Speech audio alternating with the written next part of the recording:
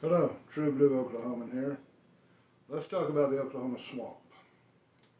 In 2011, Republicans took the Oklahoma House, the Senate, and the governor's office.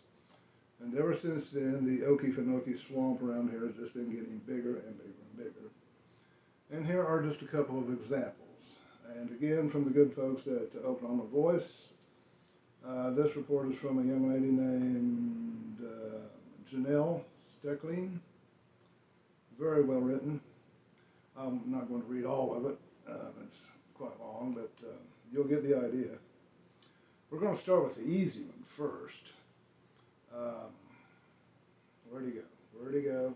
Okay.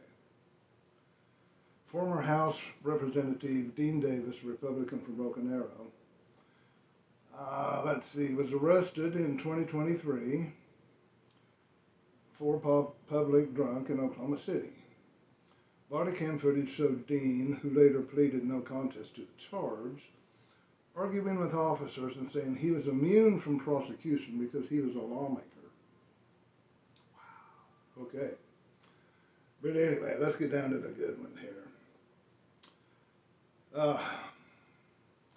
As Janelle writes here, it's become clear two systems of justice exist in Oklahoma, one that caters to the good old boys and the other for everybody else. The Good Old Boy Network features Republican officials shielding each other from the types of scrutiny that would get an everyday person skewered in the court of public opinion, fired from their job, or thrown in jail. Let's take the case of State Rep Ty Burns, a Republican from Pawnee. For months, people at the highest levels of government kept silent about the fact that he was accused of not one, but two separate and horrific attacks on his own family. In April, Burns used his pickup to chase a vehicle carrying two of his family members. He ran them into a ditch, injuring both occupants.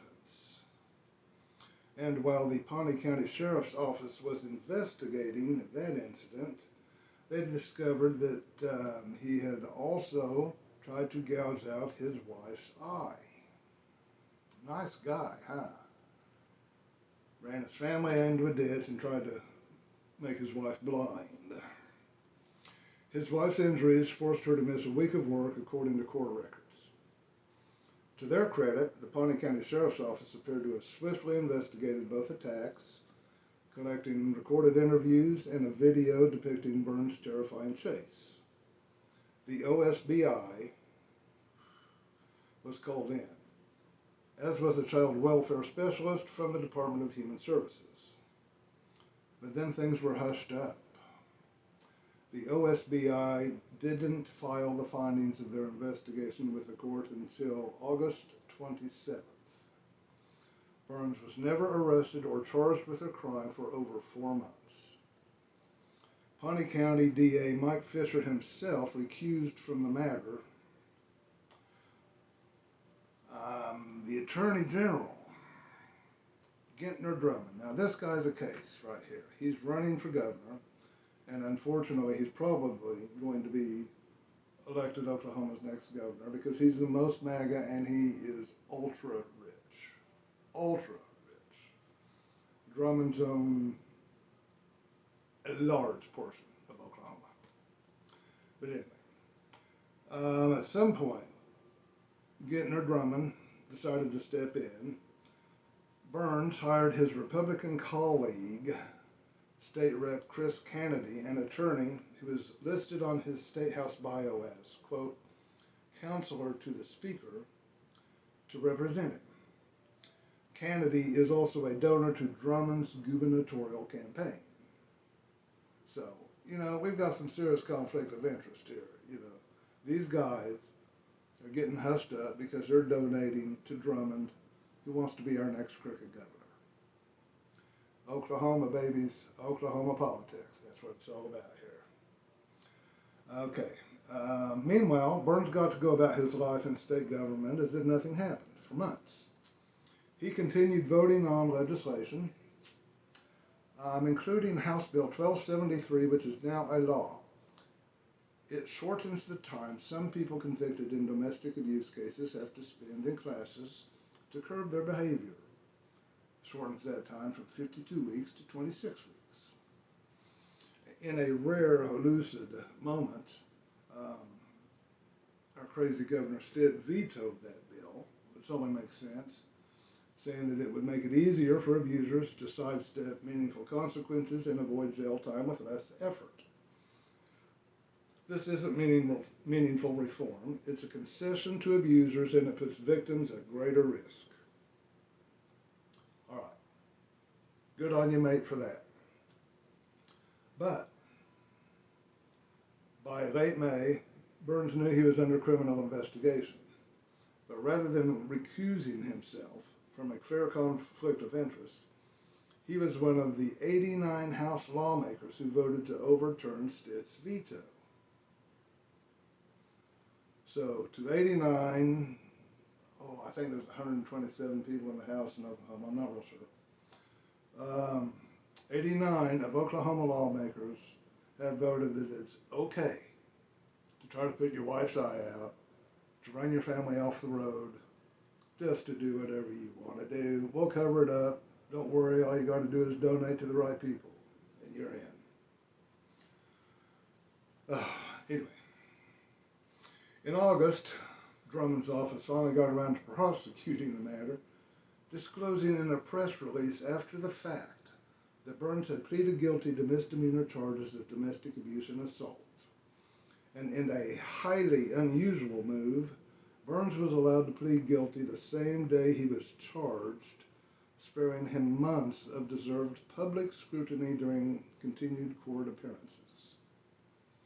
Burns received a 1-year suspended sentence and then was allowed to use House media resources, funded by Oklahoma taxpayers, to put out a statement justifying the plea in which he noted that he has begun a 52-week batterers intervention program, the same program he championed shortening for other abusers beginning November 1st. Fellow Republicans Drummond, guy running for governor again, and House Speaker Kyle Hilbert, meanwhile, gave Burns the equivalent of a metaphorical pat on the back following his plea, both condemning his violence, but praising him for taking responsibility. Neither man demanded he resign, and while state law doesn't actually require a lawmaker to resign unless they're convicted of a felony, it doesn't mean they shouldn't. Elected officials should be held to a higher standard because of recent history as any judge, we know they're not willing to hold each other to a higher standard. Just crazy. In Burns' case, it wasn't until Stitt and State Republican Party Chair Charity Lynch demanded he resign that the 46-year-old actually did so. But that resignation won't be effective until next month. Burns said he still wants to complete an interim study at the Capitol on post-traumatic stress disorders and doesn't plan to step down until that's done. And apparently his good old boys are going to allow him that final gesture of respect. He doesn't deserve that. Lawmakers should not reward people who try to gouge out their spouse's eyes or run people off the road. Of course, this GOP chair, what's her name, Charity Lynch, trying to cover their ass, said that the good old boy system concealing nefarious behavior should no longer be tolerated in Oklahoma. Wow, that was brave of her, wasn't it? Maybe the good old boys can live up to that apparent Republican ideal next time one of their buddies breaks the law. But we seriously doubt it. That, my friends, is Oklahoma politics. Probably politics everywhere. Everywhere you're full of Republicans, anytime Republicans are in charge, you're going to find a swamp. And there's only one thing you can do in Oklahoma to stop this, and that's not ever re-electing another Republican. They're all the same. All they do is cover each other's back and stab you in the back. The only hope Oklahoma is ever going to have of being a legitimate entity in this world is if you put Democrats in charge.